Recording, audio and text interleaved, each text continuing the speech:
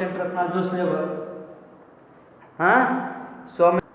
तो हम लोग पढ़ेंगे स्टोमा। उसमें भी था यहाँ पे जो बड़ी सी पत्ती को मैं पूरा पत्ती को मैं क्या किया था, जब जम किया था तो स्ट्रक्चर आया था, तो यहाँ पे कॉर्नर में स्टोमा था। तो स्टोमा कहिए, स्टोमाटा कहिए, स्टोमा सिंगुलर है और स्टोमाटा प्लुरल, बस सिंगुलर प्लुरल कहिए स्टोमा और स्टोमाटा। स्टोमा और स्टोमाटा एक ही है। तो इसका अगर हम इस पार्ट को, ये जो सरफेस है, ये सरफेस, इन दिस सरफेस को अगर हम जूम करते हैं तो हमको ऐसा दिखेगा। ये होल ऐसे ऐसे डंडी, ये जो है इधर स्ट्रेट नांगर है, ये वाला है, ये वाला वेन, इसको वेन्स बोलते हैं, ठीक है। तो अगर इसको अगर जूम करते हैं तो ऐसा दिखाई देता है। यहाँ पे लिखा है leaf surface are zoom then see pores and holes. Pores कहने का मतलब कि पोर्स बोलो या होल बोलो, तो किताब में पोर्शन दिया हुआ रहता है, आपको समझने के लिए मैं होल कर दिया हूँ, ठीक है।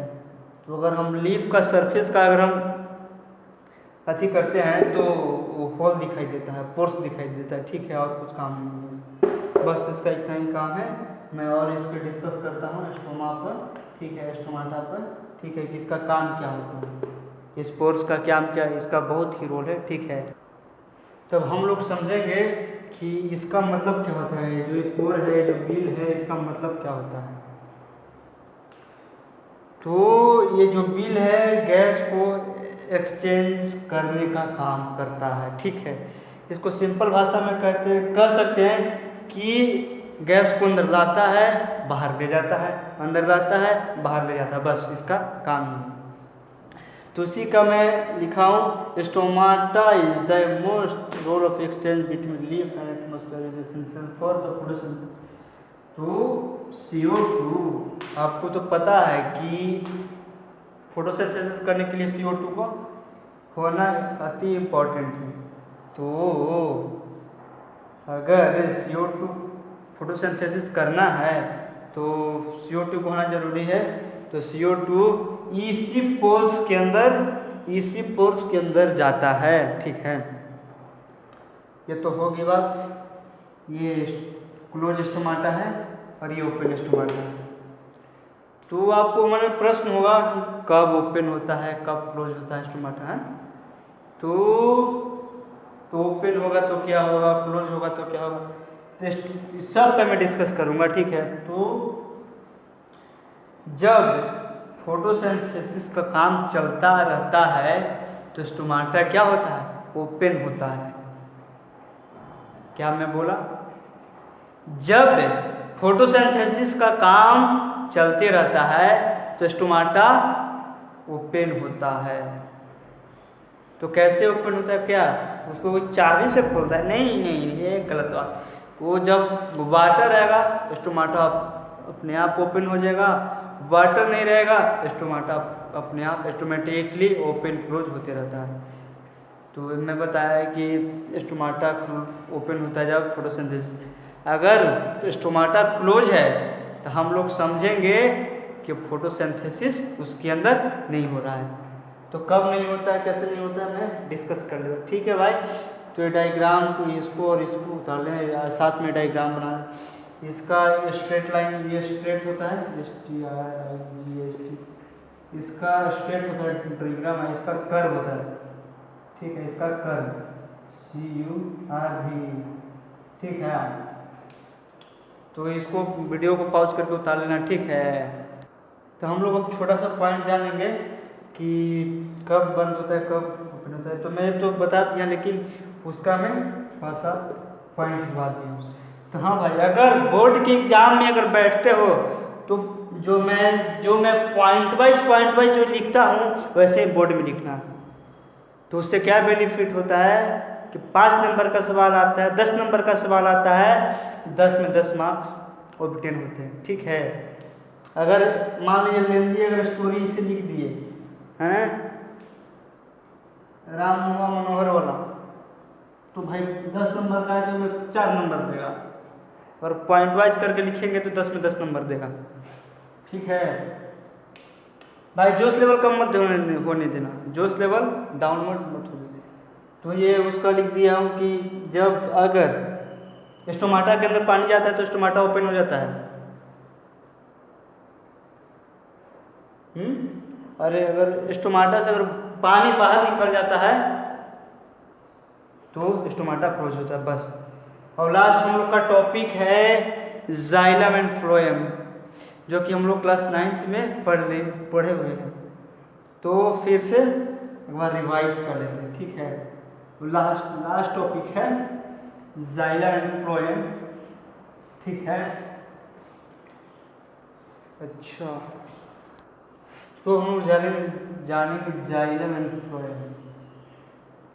तो उसमें भी थोड़ा ये सब पिछले वाला में मैंने इसको पिटोल बोलते हैं, मिड्री बोलते हैं, वेंस बोलते हैं, टिप बोलते हैं और मारीन बोलते हैं।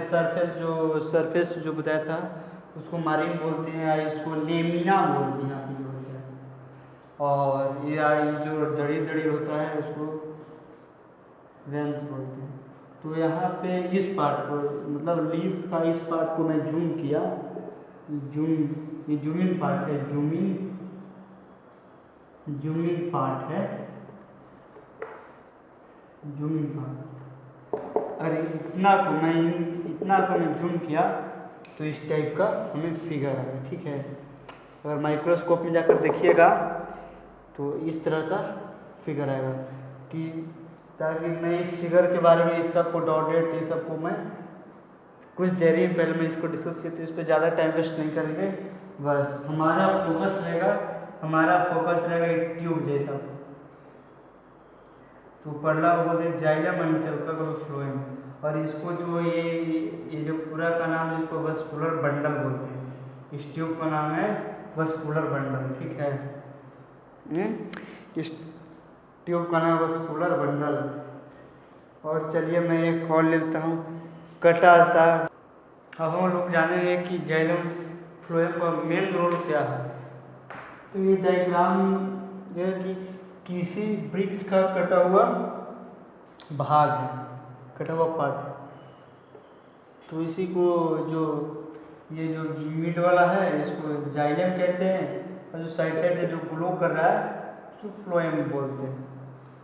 तो उसका जाइलम फ्लोएम का वर्क क्या है, तो ये दोनों ट्रांसपोर्ट करते हैं, ये दोनों का ट्रांसपोर्टेशन का काम है।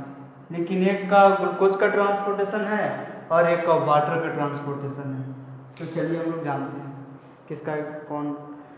रूट टू लीफ जो ट्रांसपोर्ट कर, जो पानी के रूट से लेकर लीफ तक जाता है, ट्रांसपोर्ट करता है, वो कौन करता है, वो जाइलम करता है। यहाँ तो phloem is the most useful transportation.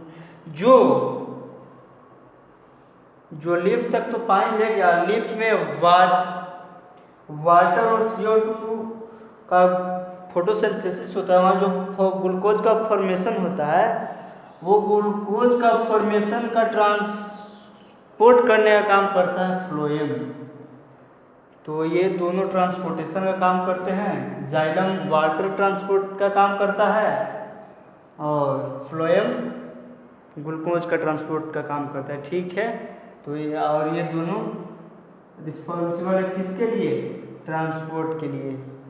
अब हम लोग का न्यूट्रिशन का पूरा पार्ट खत्म होगा। न्यूट्रिशन में इससे ज़्यादा कुछ है नहीं। और कमेंट में ज़रूर बताइएगा दोस्त कि हमारा वीडियो कैसा रहा, और किसी क्लास 10th का जो न्यूट्रिशन है, जो वेरी मोस्ट इम्पॉर्टेंट चैप्टर है, ताकि मैं बता दूं कि इससे मार्क उठते हैं, इससे क्वेश्चन पूछे जाते हैं। और इसको ध्यान से पढ़िएगा, एकदम पूरे जोश के साथ पढ़िएगा, तभी जाकर मार्क ओपन होंगे, मार्क्स आएगा। ठीक है दोस्तों, थैंक यू।